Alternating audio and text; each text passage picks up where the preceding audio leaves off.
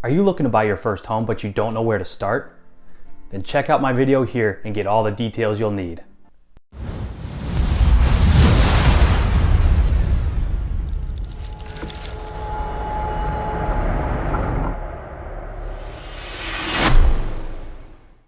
I'm Josiah Beam with Simply Texas Real Estate, also known as the Texas Barbecue and Realtor, and today we're going to talk about all the ins and outs of buying your first home. The first thing you need to figure out is, are you ready to buy a home? You need to be able to prove you have a steady income, and it needs to be well documented, whether it be through pay statements or bank statements.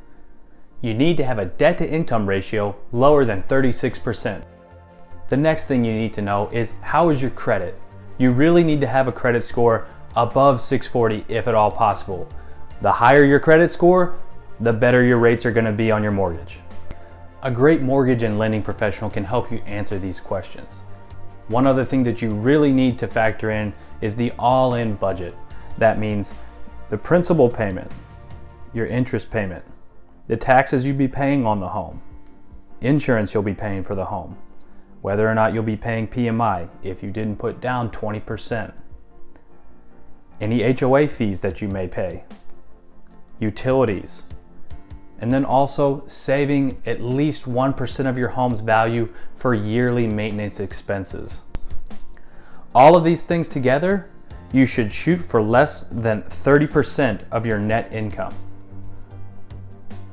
The next thing you want to account for is your down payment and closing costs.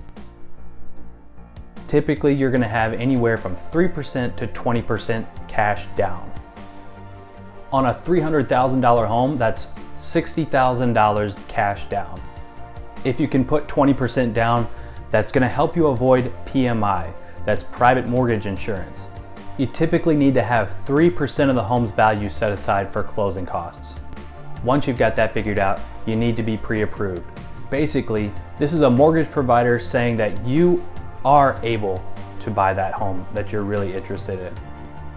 Now that you've got that nailed down, you really need to find a great realtor. So you need to find somebody that would represent you well, that you work with, that you can feel comfortable asking questions, and that they'll be able to help you navigate this process. They really are supposed to be your advocate in this process. And if that is something that you do need help with, I'd be more than happy to help you out. Also, your buying agent is typically compensated by the seller at closing. So you've got someone in your corner that you're not having to pay for. So now that you know your budget, you've got an agent who's ready to help you out. Now it's time to figure out what items are important to you in that first home. I hope this video was helpful to you. Join me in the next video where we talk about the next steps in the buying process.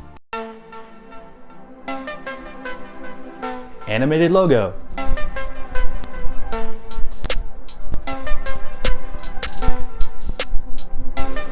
Dance break.